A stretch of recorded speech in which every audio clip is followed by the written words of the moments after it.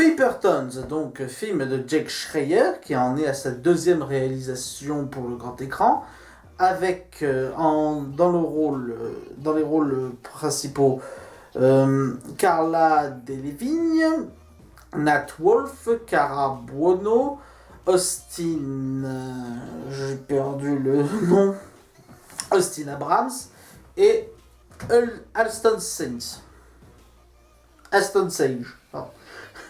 Excusez-moi, j'ai du mal avec les noms d'acteurs parce qu'ils sont tous inconnus. Donc je peux même pas me baser sur l'un d'entre eux. L'histoire donc de Quentin et de sa voisine Margot, qui aime tellement le mystère à tel point qu'elle en est devenue un, qui va disparaître après s'être approché de Quentin après une longue période de froid entre guillemets, et qui va disparaître en laissant des indices pour Quentin.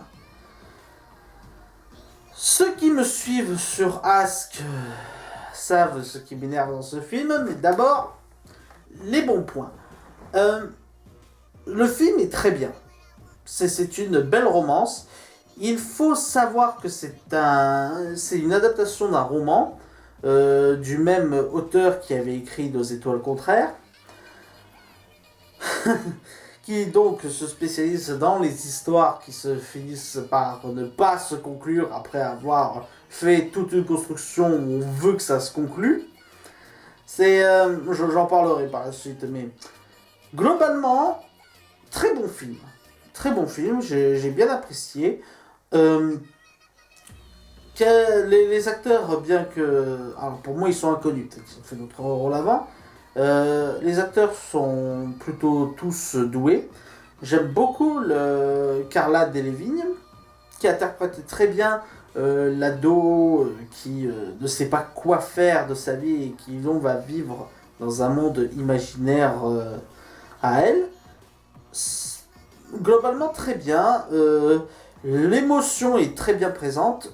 Ça faisait longtemps que j'avais pas vu une romance au cinéma. Je crois que le dernier c'était Horns avec... si on peut appeler Horns une romance. Hein.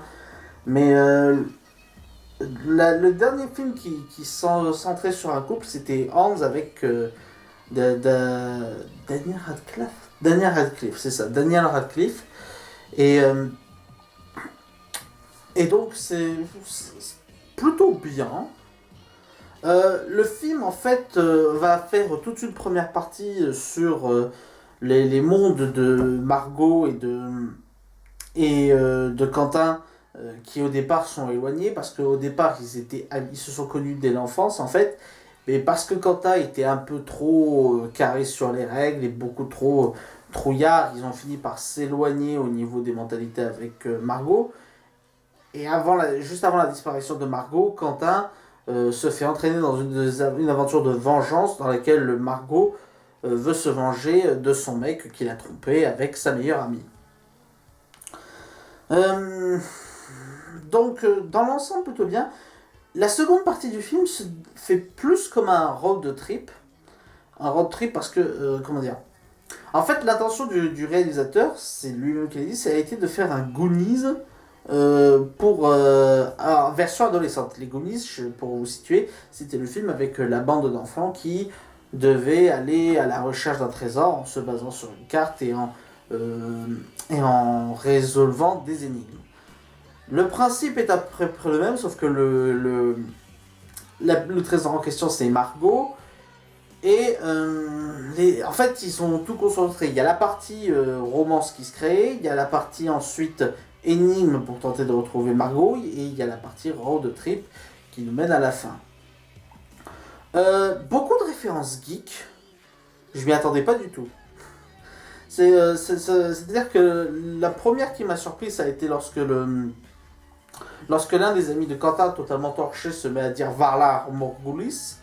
Pour ceux qui ne savent pas, c'est une phrase de Skyrim des assassins, qui parle ensuite de Chevalier de Loup Blanc, qui est une référence à The Witcher 3. Et la plus grosse a été quand même la chanson de Pokémon, Oui, à un moment donné, les trois amis garçons, donc Quentin, Q, Radar et BS, c'est ça, BS, se mettent à chanter pour avoir du courage. Un jour je serai le meilleur dresseur. Ce moment, ça m'a surpris, c'était bien vu, c'était très bien joué.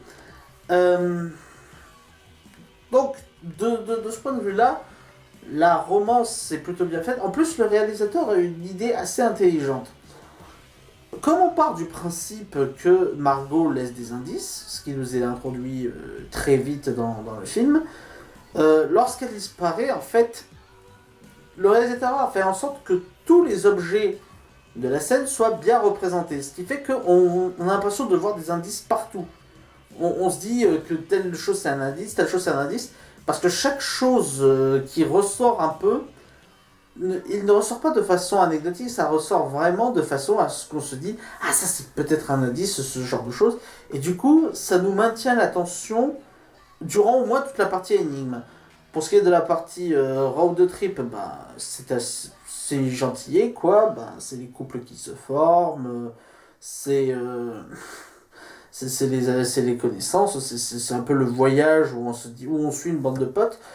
C'est là où le film fait très fort, c'est qu'on a vraiment l'impression d'être avec une bande de potes, qu'on voyage avec eux, et c'est une sensation très agréable à éprouver. Euh, J'évite le point depuis tout à l'heure, mais ceux qui me suivent sur Ask le savent déjà. Arrive la fin. Je hais cette fin. Pour moi, je renie cette fin. Cette fin n'existe pas. Elle n'est pas mauvaise.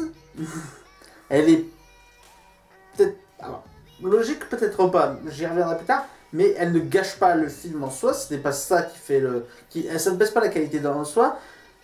C'est pas une question que la fin est mauvaise ou que la fin est mal faite, mal scénarisée, ce genre de choses. Non, non, c'est juste que moi, elle m'énerve. Moi, elle me frustre. Parce qu'on passe...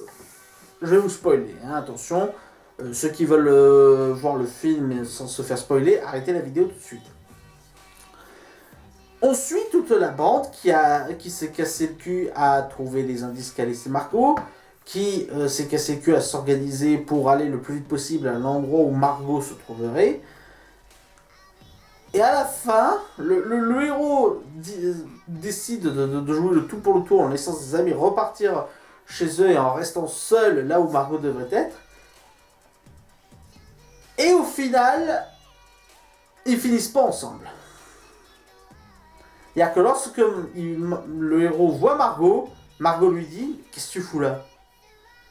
Et que elle n'a jamais voulu que le héros vienne.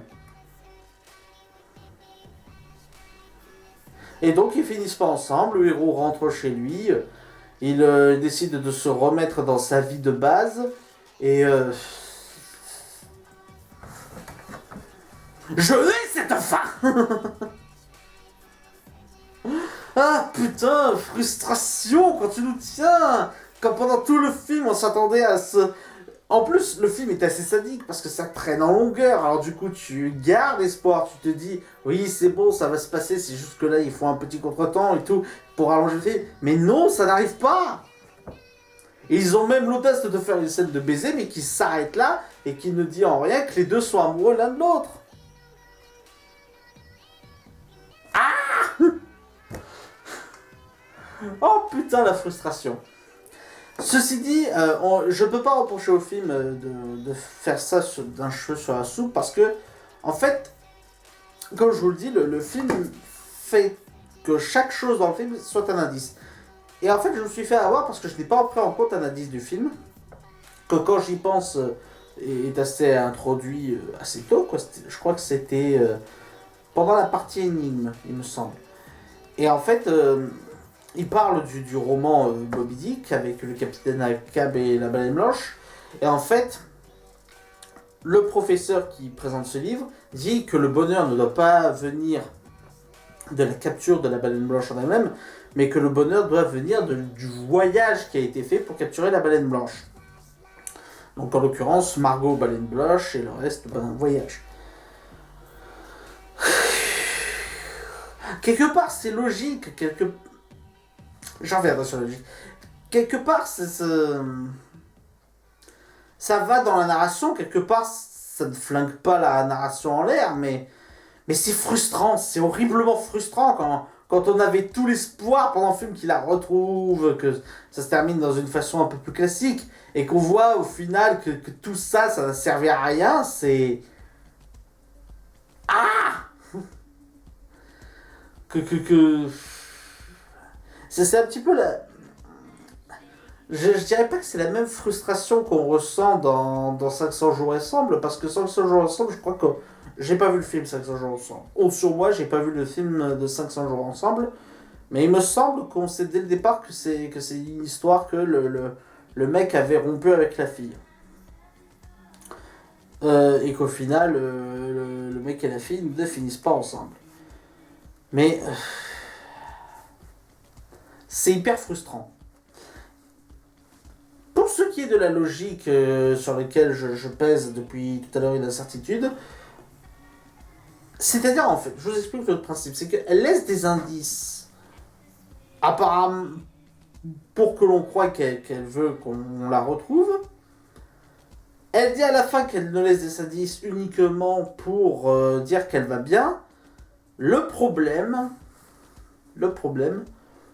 c'est que pour moi les indices sont beaucoup trop poussés. Pour moi, les indices, c'est pas des indices de je vais bien.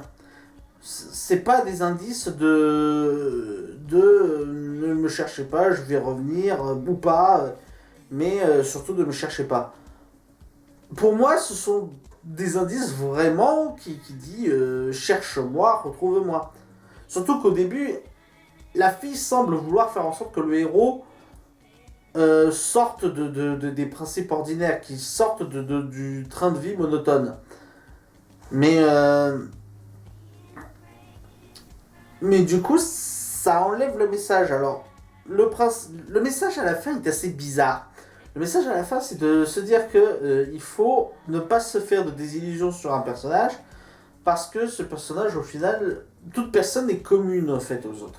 De ne pas chercher à tirer profit, à voir une personne plus que ce qu'elle est.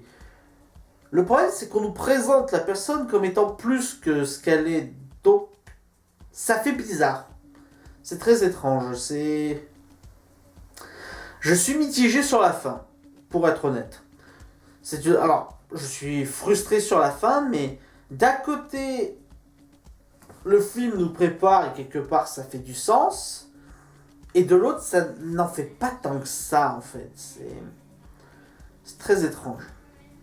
Pour vous donner un autre parallèle, dans Nos étoiles contraires, les personnages ne finissent pas ensemble, puisque l'un des deux meurt de son cancer. Mais il y a une forme de logique. Les deux sont atteints de cancer, donc effectivement, tu vois la mort venir.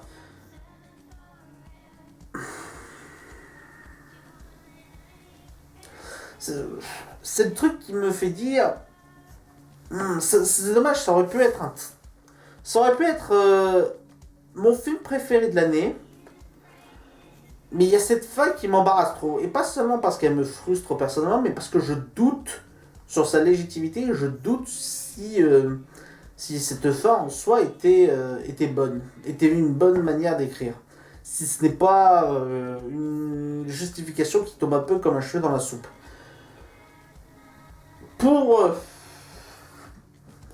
Après, sinon, ça reste un excellent film, je vous le recommande. Hein. Les émotions sont bien présentes, la romance est bien développée, la partie jeu et la partie un peu aventure est très bien faite, mais ça reste... En plus, je me suis pas rendu compte de ça tout de suite parce que au début, ça m'avait frustré énormément. C'est pour ça que j'avais lâché le message sur Ask, mais sinon, avec du recul, je me dis, ça m'a frustré parce que c'est pas logique. Ça m'a frustré parce que la logique n'est pas... Il y a quelque chose qui dérange, quand même. Autre défaut du film, enfin pas vraiment du film, mais... alors, monsieur les traducteurs français. Je peux comprendre quand il y a certaines affiches qui vous posent problème à traduire. Je conçois que certaines affiches n'ont pas besoin d'être traduites. Mais là, faut m'expliquer. Le titre original du film, c'est Paper Towns. Ils le traduisent dans le film Ville de papier. Ça aurait été très bien en titre, Ville de papier. Alors expliquez-moi la face cachée de Margot. C'est le titre français du film, c'est la face cachée de Margot. Je n'aime pas taper sur la traduction en français parce que je sais que c'est pas évident en général. Mais là non, vous n'avez pas le droit. Ça ne va pas du tout. Bref, alors, au final, face cachée... c'est pour ça que je vous ai dit, je disais Paper Towns au début, je refuse d'appeler ce film la face cachée de Margot. C'est Paper Towns et puis c'est tout. Donc, bilan de Paper Towns, je vous le recommande, très bon film. Même si la fin laisse un peu à désirer. Voilà, alors on se retrouve tout de suite pour la critique de American Ultra.